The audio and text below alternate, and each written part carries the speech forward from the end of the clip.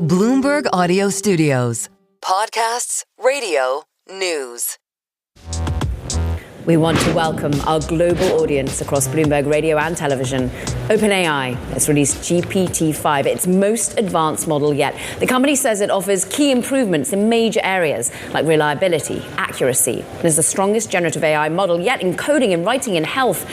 For more, we bring in Brad Lightcap, OpenAI COO. And this feels so primed for enterprise adoption, Brad. When I think of writing, when I think of coding, what is the opportunity there? Yeah, well, good morning and thanks for having me. GPT-5 is a significant step forward in a few different domains. So you mentioned coding, you mentioned writing, in health for consumers and medical professionals. And we think that opportunity unlocks an amazing set of things in the enterprise that now become possible. It's a much more reliable model, so it's better at things like calling tools, it's better at things like structured thinking and reasoning, problem solving.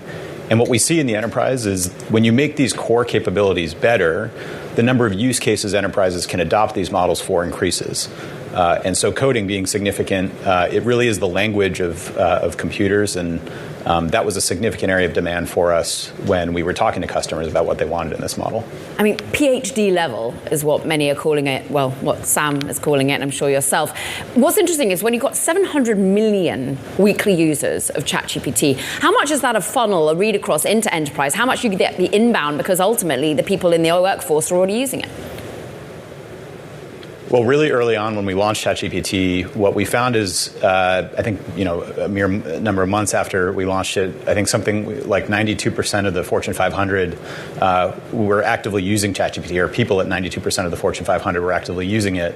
And so it was very obvious for us we needed to go build a work product, because I think ChatGPT as a product is as useful in an enterprise environment, in a work environment, as it is in your personal life. It's an amazing companion if you do anything from marketing to software engineering to data analysis and research. And I think there was a lot of organic adoption when people discovered the tool, realizing that it could make people much better at their jobs and able to do more. And so we really leaned in with that, and we're trying to build the best product we can. It's like 1/10 of the planet using ChatGPT, Brad, but I'm interested in some analysis that Menlo Ventures has done.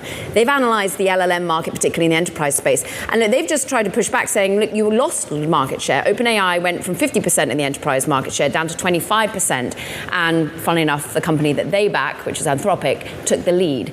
What do you say to those sorts of statistics? Is it something you're seeing within your own numbers? It's hard to measure these things. You can find measurements that say the opposite. But what we really focus on is value for customers. Like, we've got to deliver the absolute best models and then the absolute best products for developers, for startups, for enterprises, large and small. And that's been our focus. I think our API is a good example of where we've really invested lately. We've got over 4 million developers now actively using the API every day to build new products. We support thousands and thousands of startups that are building with us, that we work deeply with on trying to improve our product so that they can ultimately build a better product.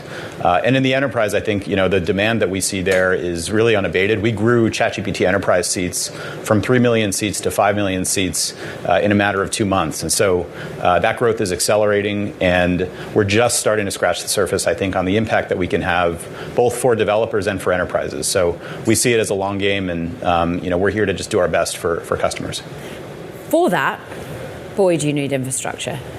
Tell us a little bit about the costs of training this model and how you're looking to expand with Stargate, the project we've just been talking about, how SoftBank's been teaming up with Foxconn, for example, to take over an Ohio EV plant.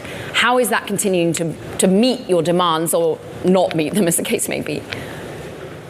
Well, we've seen demand for AI increase at just a torrid pace. Obviously, at the root of that is getting right the infrastructure equation, and we think ultimately that's going to be a critical input to the U.S. And its allies being competitive in this area. And so Stargate for us was a $500 billion project to invest here in the United States to build AI infrastructure for OpenAI and ultimately for the country.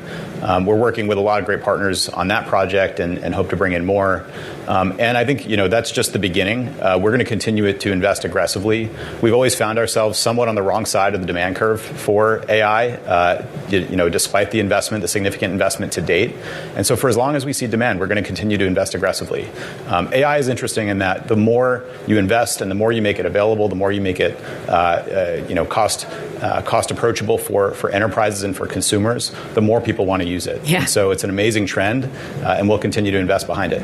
We're speaking with Brad Lightcap of OpenAI, the COO for our radio and TV audiences. Brad, how has the rollout ultimately been, do you think? Because so many people wanted to use the app that maybe we hit limits quicker than some anticipated.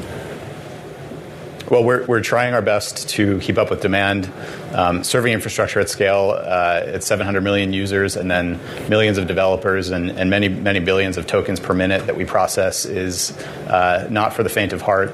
Thankfully, I don't have to do that part of it, but we're doing our best to make sure the rollout is successful, and we're hoping that by the end of the week here, everyone gets access. Your job description is more about building the enterprise relationships, the partnerships. I also think about the partnership you have with Microsoft, and Satya Nadella is out there really talking about integrating already and how excited he was for the product. But there's a tension in the relationship there.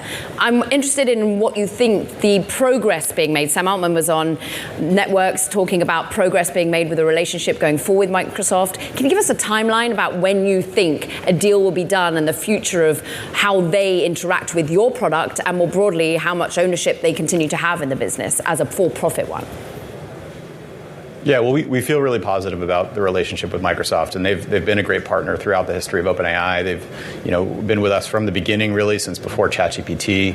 Obviously, have been a huge infrastructure partner for us with Azure, and so we expect that to continue. We see no future that of OpenAI that doesn't include Microsoft in a significant way. We've got to work on what that future looks like together. We're in that process with them right now. We feel very good about it, but we think also ultimately there's the world is really big, and the demand for these systems and these models in the enterprise and in consumer is significant, and so they represent not only an infrastructure partner for us, but a great partner to be able to help distribute and bring the benefits of the technology to the world, given the size of their footprint. So more to work through there, but we feel good about it, and like I said, I think when we're standing at the finish line of all this, they'll be there with us. Meanwhile, Mustafa Suleyman over at Microsoft is busy in the tussle for talent. So too are plenty of other rivals that we understand. Mark Zuckerberg busy. And what's interesting is, well, you as one of those long-tenured employees and staff over at OpenAI remain committed because of innovations such as this. But what about the liquidity that we're talking about bringing to some of your, people that you work alongside? How is that going? We understand there might be even a $500 billion valuation involved in what is a secondary sale of your shares to the likes of Thrive Capital. Yeah, well, nothing there to share here, but we continue to see very healthy demand for, on the investor side, for wanting to be, I think, part of the OpenAI journey and mission, and we're very grateful for that. And on the talent side, look, I think OpenAI was founded as a nonprofit. It was founded as a mission-driven company to be able to build, general intelligence that's beneficial for all of humanity. And we haven't strayed from that mission. And I think ultimately that's what attracts talent, is people want to work for a project that's bigger than themselves, and something that's going to be impactful for us and for humanity and our species. And so I think that's the thing that ultimately attracts people to where they work. Obviously, it's a competitive market, and we continue to compete. But at the end of the day, when we ask people what it is that keeps them at OpenAI, it's the mission. The mission.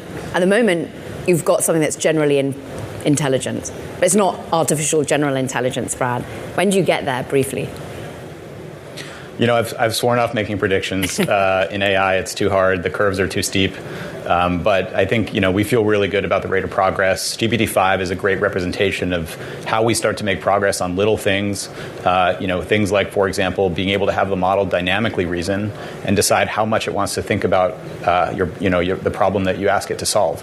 That's something that we do natively as humans that previously our models couldn't do. So it's these little steps forward that we think accumulate and ultimately get us to something that will be truly remarkable.